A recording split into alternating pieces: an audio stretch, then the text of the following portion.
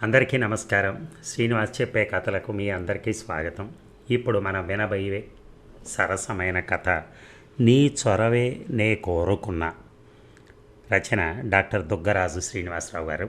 మరి కథలోకి వెళ్దామా? ప్రాజెక్టు పని మీద 3 నెలలు ప్యారిస్లో మకాం ఉండి వచ్చిన తమన్ ప్రవర్తనలో తేడా కనిపిస్తోంది ఉషకి. గతంలో లాగా మాటలు లేవు. అవసరం కొద్దీ చేస్తున్న సంభాషణలే తప్పించి అనురాగంతో చెబుతున్న కబుర్లు లేవు. ప్రేమగా దగ్గరకు తీసుకుని ముద్దాడటం అసలే లేదు. ఇంతకుముందున్న హుషారు జీవితంలో కనిపించడం లేదు. మొదటి వారం ఒకవేళ జెట్లాగ్ సమస్యలో ఉన్నాడేమో అనుకుంది. కానీ 10 రోజులు గడిచినా జెట్లాగ్ పోదా? గతంలో ఎన్నిసార్లు విదేశాలు వెళ్ళి రాలేదు. అప్పుడెప్పుడూ లేని జెట్లాగ్ సమస్య ఇప్పుడు మాత్రమే వస్తుందా అనే ప్రశ్న కలిగింది ఉషకి. అంతకుముందు ఇటలీ, అమెరికా వెళ్ళొచ్చాడు. అక్కడి నుంచి వస్తూనే తమన్ చేసిన హడావిడి, ఆ రాత్రి వారి అనుభవం గుర్తుకొచ్చింది ఉషకి. ఆకలికైనా ఆగలడు కానీ పడక గది ఆకలికి అస్సలు తాళలేడు తమన్. ఆ విషయం ఎన్నోసార్లు తను అర్థం చేసుకుంది. అద్భుతంగా సహకరించింది. ఆ హడావిడంతా ఏమైంది ఇప్పుడు? ప్యారిస్లో ఏం జరిగి ఉంటుంది? తమన్కి ఏదైనా కొత్త అనుభవాలు తగిలాయా? ఒక్క క్షణం అలా కూడా ఆలోచించింది. కానీ తమన్ అటువంటి వాడు కాదు అని తనే సర్ది చెప్పుకుంది. అలాగని ఏ కారణం లేకుండా తనను దూరం పెట్టేవాడు కాదు తమన్.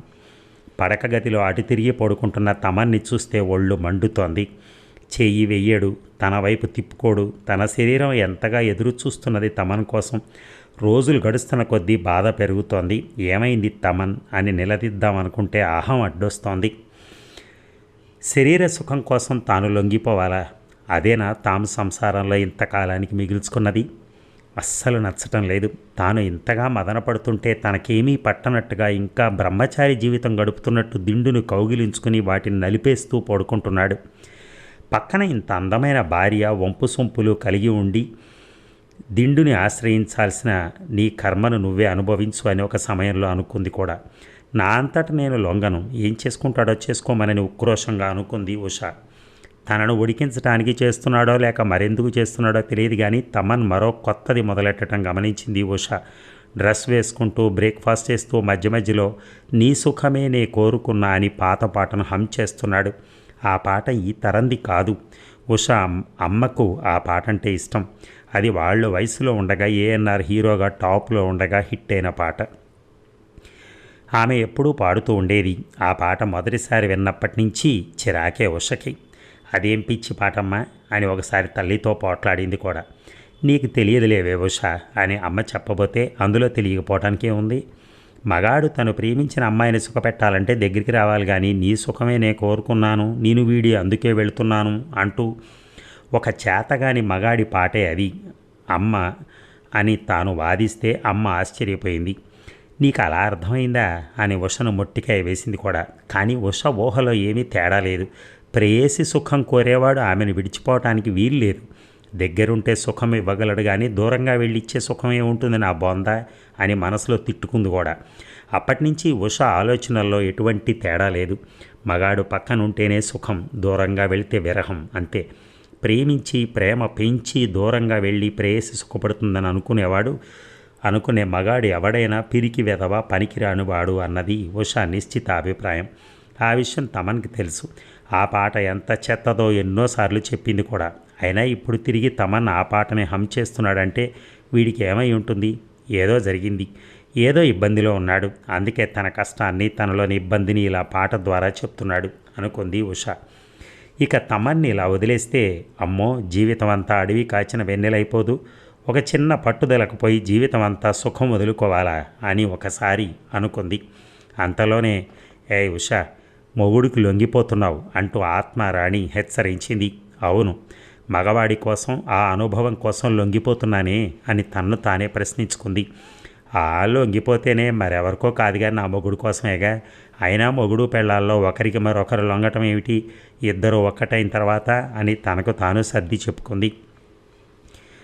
ఏయ్ ఉష అని ఆత్మారాణి ఇంకా ఏదో చెప్పబోతున్నా బలవంతంగా దాన్ని నోరు మూయించి తాను లొంగిపోయినట్టుగా అనిపించని పద్ధతిలో తమన్ మీద గెలుపు ఎలా సాధించాలా అనే దానికి తగినట్టుగా కొత్త ఆలోచనలు చేస్తోంది.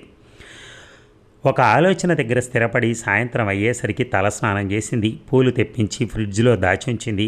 తమన్ కోసం ఎదురుచూపులు చూస్తున్నట్టుగా అనిపించకూడదని సాదాసీదా డ్రెస్ వేసుకుంది. ఒకవైపు కళ్ళు గుమ్మం మీద పెట్టి మరోవైపు తాను చేయదలుచుకున్న పనికి ఒక రూపం మనసులోనే ఇస్తోంది. సరిగ్గా 6:30 సమయంలో తమన్ ఆఫీస్ నుంచి వచ్చాడు. కారు పార్క్ చేసి దిగుతూనే మళ్ళీ అదే పాట. నీ సుఖమే నే కోరుకున్నా హమ్ చేసుకుంటూ లోపలికి వెళ్ళాడు. మధ్యాహ్నం పడుకున్నావా, ఎలా ఉంది, అలాంటి ప్రశ్నలు వేస్తున్నాడు. ఇటువంటి చచ్చు ప్రశ్నలకు నేను ఎందుకు సమాధానం ఇవ్వాలి అని ఉషా మౌనంగా తన పనిలో తాను దిగింది. వంట చేసి డైనింగ్ టేబుల్ మీద పెట్టింది. ఇద్దరు మౌనంగా కలిసి భోజనం ముగించారు. ఆ తర్వాత ఒక అరగంట టీవీ చూసి కంప్యూటర్లో పనిచేసి నిద్రొస్తోందంటూ బెడ్రూమ్లోకి వెళ్ళాడు. అలా వెళుతూ కూడా నీ సుఖమేనే కోరుకున్నా అదే పాట హమ్ చేస్తున్నాడు.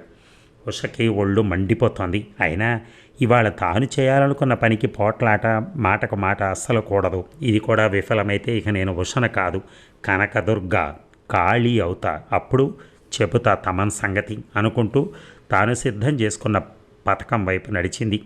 ఫ్రిడ్జ్లోంచి పూలు తీసి తను రెండవ బెడ్రూమ్లోకి చేరింది. అక్కడ మరోమారు స్నానం చేసి తమన్కి బాగా ఇష్టమైన గులాబీ రంగు చీర తీసి కట్టుకుంది. తలలో పూలు తురిమి మత్తెక్కించే పెర్ఫ్యూమ్ స్ప్రే చేసుకుని అద్దంలో చూసుకుంది. ఇలా తనను చూస్తే తమన్ ఆగలేడు. తామిద్దరిలో గెలుపు తనదేనని మరోమారు తేలిపోతుంది అనుకుంటూ గదిలో హాల్లో లైట్లన్నీ ఆపేసి ఆ చీకట్లో నెమ్మదిగా అడుగులేసుకుంటూ బెడ్రూమ్లోకి చేరింది. తాను పడుకునే వైపు పడుకుని పొడవాటి జడను ముందుకు విసిరింది ఉష. తలలోని మల్లెలు వాసన ఇల్లంతా వ్యాపించాయి. కానీ తమన్లో కదలిక లేదేంటి అనుకుంది ఉష. ఇలా కాదులే అనుకుని నెమ్మదిగా తన వైపు జరిగింది. తన వీపు భాగం ఉష వైపు కనిపిస్తోంది. తన కుడిచేయి చూపుడు వేలు మధ్యవేలుని తమన్ వెన్నెముక మీద నడుము నుంచి పైభాగానికి అడుగులు వేస్తూ నడిపించింది. అలా పైకి కిందకి 1-2 సార్లు కదిలించి వేళ్లు వెనక్కి తీసుకుంది ఉష. తమన్లో కొద్దిగా కదలికుంది, కానీ అది ఉష ఆశించిన స్థాయిలో లేదు. నీరసంగా ఉష తాను అటు తిరిగి పడుకుంది. 5 నిమిషాల తర్వాత మరోసారి ప్రయత్నిద్దామని తిరిగి వేళ్లతో గిలిగింతలు పెట్టబోతే తమన్లో వచ్చిన మార్పు అర్థమైంది. ఇప్పుడు తమన్ ఒంటి మీద చొక్కా లేదు, అది పక్కన పడుంది. ఈసారి ఉష తన వేళ్లను మరింత వేగంగా కదిలించింది. పైకి కిందకే కాదు, పక్కలకు కదిలించింది.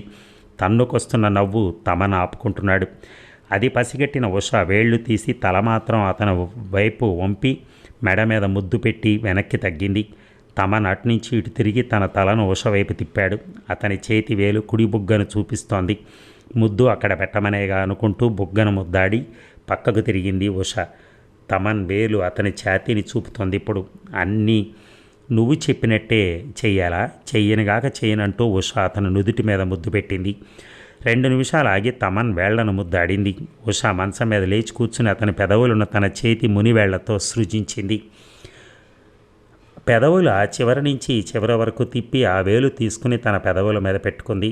ఇదంతా తమన్ గమనిస్తున్నాడు. థ్రిల్గా ఉంది. కదలకుండా పడుకోవటం కష్టంగా ఉంది. ఇక ఆపుకోవటం సాధ్యమా? నెమ్మదిగా ఉషకు దగ్గరయ్యాడు. దగ్గరకు తీసుకోబోయే అంతలో ఉష అతని ఛాతీ మీద గుద్దులు గుద్దింది. ఏమైంది తమన్, నీకు నన్నింతలా హింస పెట్టావు అంటూ ఏడుపు మొదలెట్టింది. ఆ భావోద్వేగం ఆపటం కష్టమని తమన్కు తెలుసు. ఉష అంటూ ఒక్కసారిగా ముందు కొంగి ఆమెను ముద్దు పెట్టుకున్నాడు. వద్దు, నాకు ఈ ముద్దులొద్దు, కారణం కావాలి అని ఉష అరుస్తున్నా ముద్దాడుతూనే ఉన్నాడు. ఉష అరుపులు ఆగాయి. తానే ముద్దుకు సహకరిస్తూ తమన్ని అల్లుకుపోతోంది. ఇక 4 వారాల తర్వాత కలయిక మహదానందం. ఇద్దరికీ పై అంచుల వరకు వెళ్ళి సుఖం పొంది క్రమంగా కిందకి దిగిన ఉష తమన్ని గిల్లసాగింది. శరీరం మీదంతా గోళ్లతో గీకుతోంది. ఆమె బంగారు గాజుల ధ్వని ముందు అతనికి ఆమె గోళ్లతో చేస్తున్నది బాధ అనిపించడం లేదు. తాను కోరుకున్నది జరిగిందన్న నవ్వు అతని మొహంలో. నన్ను ఇన్ని రోజులు ఏడిపించి నవ్వుతున్నావా? ఆనందం కోపం కలగలిపిన మాట వచ్చింది ఉష నుంచి. అది కాదు ఉష డార్లింగ్. ఏది కాదు? అసలు ఎందుకు నన్ను ఇన్ని రోజులు పస్తు పెట్టావు చెప్పు అని ఉష నిలదీసింది. సమాధానంగా తమన్ మళ్ళీ నీ సుఖమేనే కోరుకున్నా అనే పాటను హమ్ చేశాడు. సుఖం అంటే ఇది, ఇప్పుడు ఇచ్చింది, దూరంగా ఉండే అది కాదు అంది ఉష. ఓ, నా హమ్ నీకు ఆ పాటను గుర్తు చేసిందా? నా హమ్ అది కాదు డియర్. నేను హమ్ చేస్తున్నది నీ చొరవేనే కోరుకున్నా అనేది. ఉష ఆశ్చర్యపోయింది. అవును ఉష, పడగదిలో ఎప్పుడు నేనే చొరవ తీసుకుంటూ ఉంటే బోరుగా ఒకే రుచిగా ఉంది.